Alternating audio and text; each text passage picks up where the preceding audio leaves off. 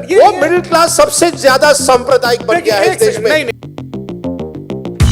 नमस्कार दोस्तों, जो हमारे देश का लुटियंस एलीट है, liberal elite, Khan market gang, उसके अंदर जो दर्द है, जो गुस्सा है इस देश के मिडिल क्लास के प्रति, चूंकि उन्होंने अब उनकी बात मान के वोट करना बंद कर दिया है या यूं कहें कम कर दिया है।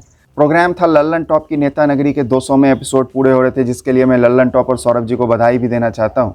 इस 200वें एपिसोड के पूरे होने पर उन्होंने 3 घंटा लंबा एक पैनल डिस्कशन बुलाया, जिसमें राजदीप सरदेसाई भी एक पैनलिस्ट थे। और उस पैनल डिस्कशन में 3 घंटा बहुत लंबा समय होता है अपने आप को मास्क ऑफ करके रखने के लिए। तो राजदीप के दिल की जो बात है वो जुबां पर आ गई। क्या कहा उन्होंने, किस तरीके से मिडिल क्लास को उन्होंने गाली दी, सेल्फिश कहा, कम्युनल कहा, इवन साइंटिस्टों को गाली दी है। पहले जरा आप उस वीडियो को देखिए। और मिडिल क्लास केवल अपने स्वार्थ के लिए एक तरह से आगे बढ़ता है। वो मिडिल क्लास सबसे ज्यादा सांप्रदायिक बन गया है इस देश में। नहीं, गरीब सांप्रदायिक नहीं होता। गरीब को, हिंदू मुस्लिम को एक दूसरे की जरूरत जब गरीब होता है ज्यादा पड़ती है। हम जब अमीर बनते हैं ना, मिडिल क्लास बनते हैं, तब हमें हमारी धार्मिक आइडेंटिटी को सांप्रदायिकता में बदलते हैं। जिस तरह से सोशल मीडिया हो या व्हाट्सएप हो, जिस तरह के बयानबाजी होती है, वो मध्यम वर्गीय जो स्कूल, कॉलेज और यूनिवर्सिटी में जाते हैं उनमें सबसे ज्यादा होती है। जो साइंस पढ़ते हैं, some of the most communal minds in the country have been scientists। जी हाँ, इसमें राजदीप की समस्या 3-4 है। पहला तो मिडिल क्लास सेल्फिश है, दूसरा मिडिल क्लास कम्युनल है, तीसरा सोशल मीडिया एकदम बेकार की चीज़ है, और चौथे जो साइंटिस्ट हैं वो सबसे बड़े कम्युनल होते हैं। जरा इन पे 2-2 मिनट हम लोग बात करने की कोशिश करते हैं कि राजदीप जो कह रहा है उसकी बात में कितनी सच्चाई है। मिडिल क्लास सेल्फिश है। किस चीज़ का सेल्फिश? इस देश में जो गरीब हैं 80 करोड़ लोग, उनको फूड सब्सिडी का फ़ायदा मिल रहा है, बिजली फ्री है, पानी फ्री है, कर्जा माफ़ हो जाता है, महिलाओं को बस में फ्री है। ये सारी चीज़ें नॉर्मली गरीब ही इसका फ़ायदा उठाते हैं। जो अमीर हैं उनका कॉर्पोरेट टैक्स माफ़ होता है। जो अमीर हैं उनके पास बहुत सारे ऑप्शन है। भारत का टैक्स पॉलिसी अच्छा नहीं लगेगा, विमान पकड़ के सिंगापुर शिफ्ट हो जाएंगे। लेकिन मिडिल क्लास के पास ये सारे ऑप्शन नहीं हैं। और सरकारें, कोई भी सरकार हो किसी भी पार्टी की, वो मिडिल क्लास को बाबा जी का ठुल्लू देती है। एयरपोर्ट यूज़ करें तो उस पर टैक्सेस लगते हैं, मेट्रो यूज़ करें तो आप टिकट फेयर पे करते हैं, अगर आप एक्सप्रेस वे यूज़ करें तो टोल्स पे करते हैं, पेट्रोल डीजल पे किस तरीके के टैक्सेस सभी राज्य सरकार और केंद्र सरकार ने लगाए हुए हैं, किसी से छुपा हुआ नहीं है।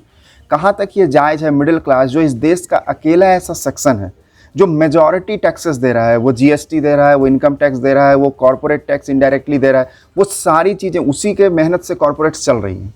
वो सारा का सारा टैक्स देने वाला मिडिल क्लास का बंदा, उसको सेल्फिश कहना, वो भी एक लिबरल एलीट के द्वारा।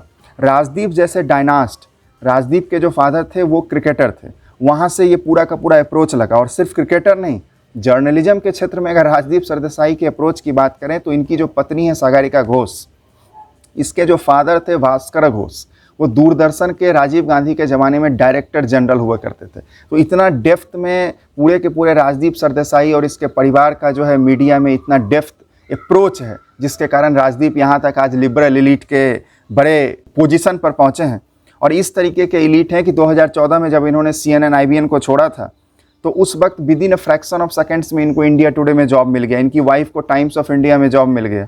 ये नॉर्मल लोगों के साथ नहीं होता, उन्हें जॉब के लिए स्ट्रगल करना पड़ता है। 10 जगह फॉर्म भरिएगा तो कहीं एक जगह से जो है आपको इंटरव्यू के लिए कॉल आएगा, फिर वहाँ पे आप इंटरव्यू में अपीयर हुई, तब जाके आपको नौकरी मिलने की संभावना है।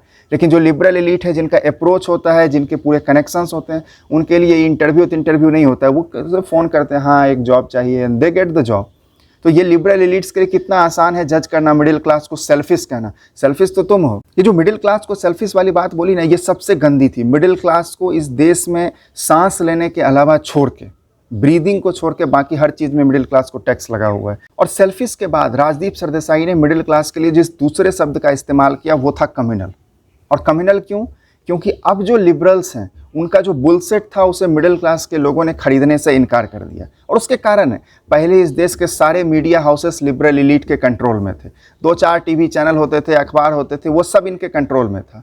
जब से ये सोशल मीडिया आया, और इसके बारे में हम लोग आगे बात करेंगे, जब से ये सोशल मीडिया आया, लिबरल्स ने ये सारा का सारा कंट्रोल धीरे धीरे खो दिया।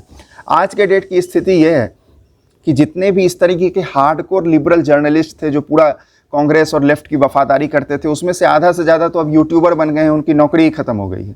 तो वो मेन स्ट्रीम मीडिया का भी कंट्रोल इन्होंने खो दिया। और उसके साथ साथ इन्होंने जो नैरेटिव है उसका भी कंट्रोल खो दिया, क्योंकि उसका कारण ये है कि अब लोग पढ़े लिखे हो गए। मिडिल क्लास अपने हिसाब से, अपने इंटरेस्ट के हिसाब से काम करेगा, वो तुम्हारे इंटरेस्ट के हिसाब से काम नहीं करेगा। और राजदीप सरदेसाई के कम्युनल होने की परिभाषा ही एंटी हिंदू है। Because 90% of those who are being converted or reconverted are poor, and in much of India, this is the basis of conversion is poverty.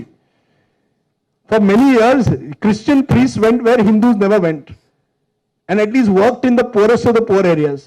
If that results in conversion, so be it. For many years, Christian priests went where Hindus never went, and at least worked in the poorest of the poor areas. If that results in conversion, so be it. तीसरा जो राजदीप सरदेसाई ने issue उठाया वो था कि जो social media है वो नफरत फैलाता है। हो सकता है कुछ ऐसे लोग हैं जो सोशल मीडिया पे नफरत फैलाते हैं, लेकिन कुछ लोगों के कारण क्या मेजॉरिटी सोशल मीडिया यूजर्स को गाली दिया जा सकता है? अगर ऐसी बात है तो फिर कुछ पत्रकार भी फर्जी खबर चलाते हैं, तो क्या सारे पत्रकारों को गाली दिया जा सकता है? और सोशल मीडिया से जो हमारे देश के लिबरल्स हैं उनका विशेष करके नफरत है, क्योंकि अगेन वो जो कम्युनिकेशन पे स्ट्रॉन्ग होल्ड था, हम लोग वही पढ़ते थे जो लिबरल्स लिखते थे, क्योंकि सारे अखबार और टीवी चैनल्स उनके कंट्रोल में थे, वही देखते थे जो वो हमें दिखाते थे। वो कंट्रोल जो सोशल मीडिया से हटा है, जैसे आप ये मेरा वीडियो देख पा रहे हैं विदाउट एनी फिल्टर, कोई मेरे ऊपर दबाव नहीं है, मैं अपने विचार आपके सामने डायरेक्टली प्रकट कर पा रहा हूँ। दे हेट दिस, क्योंकि वो जो गेट कीपर्स थे जर्नलिज्म के अब वो नहीं रह पाए हैं। तो सारा का सारा जो मायाजाल मकड़जाल जो लिबरल्स बिछाते थे आज तक, वो इस पे एक बड़ा इंटरेस्टिंग एग्जाम्पल है कि जब मुंबई में बम धमाके हुए तो शरद पवार जो वहाँ के मुख्यमंत्री थे, उन्होंने एक बम धमाका उसमें जोड़ दिया जो मुस्लिम कम्युनिटी के इलाके में, जो कभी हुआ ही नहीं था, सिर्फ ये दिखाने के लिए कि मुस्लिम कम्युनिटी के लोगों में भी इलाके में बम धमाके हुए हैं तो इसमें हिंदुओं का भी हाथ हो सकता है। ये तो लिबरल्स की बात है, लेकिन राजदीप सरदेसाई को तो सोशल मीडिया से पर्सनली नफरत करने की जरूरत है। अगर आप लोगों को याद हो तो 2014 में एक राजदीप सरदेसाई का वीडियो वायरल हुआ था, जिसमें कि प्रधानमंत्री मोदी जो है 2014 में अमेरिका की यात्रा पे गए थे 2014-15 में, और उस समय जो है राजदीप उनको कवर करने के लिए गए, और वहाँ पर NRIs मेडिसन स्क्वायर गार्डन में प्रधानमंत्री को सुनने के लिए आए थे, और वहाँ पे किसी NRI के साथ राजदीप सरदेसाई की झड़प हो गई। जैसे ही ये झड़प खत्म हुई, राजदीप सरदेसाई और उसके कुटरी के लोगों ने एक सोशल मीडिया पे वीडियो रिलीज किया, आप इसे एक बार देखिए।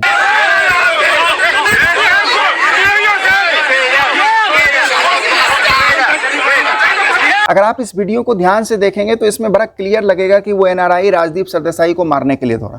अगर मेन स्ट्रीम मीडिया होता तो राजदीप इसी वीडियो को घुमा के पूरे देश में ये अफवाह फैला देता कि राजदीप मेडिसन स्क्वायर में एक मोदी समर्थक ने राजदीप पे हमला कर दिया। अनफॉर्चुनेटली सोशल मीडिया है, 24 घंटे में एक दूसरा वीडियो आ गया, वो आप देखिए।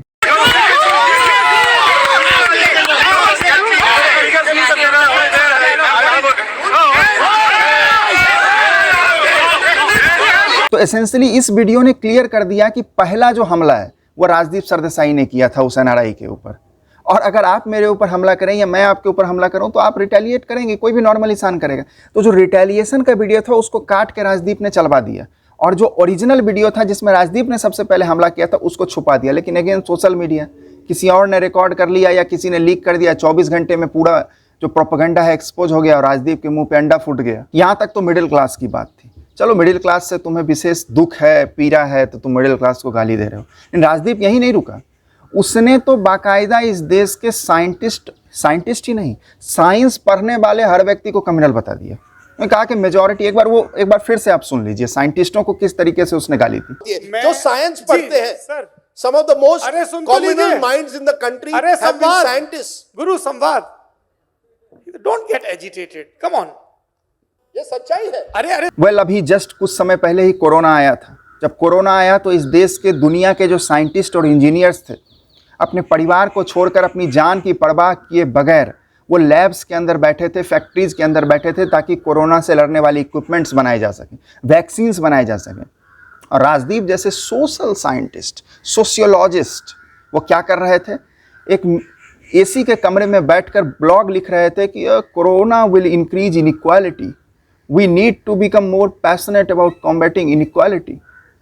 क्या इससे कोरोना खत्म हो गया? कोरोना वैक्सीन से खत्म हुआ, PPE किट से खत्म हुआ, टेक्नोलॉजी से खत्म हुआ, या ब्लॉग लिखने से खत्म हुआ था? जब सूखा आता है तो साइंटिस्ट क्लाउड सीडिंग टेक्नोलॉजी पे काम करे, वाटर कंजर्वेशन पे काम करे, डैम्स पे, नए नए राइस ब्रीड्स पे काम करते हैं जिसमें कम पानी लगेगा। तो ये जो लिबरल सोशियोलॉजिस्ट होते हैं ये क्या करते हैं?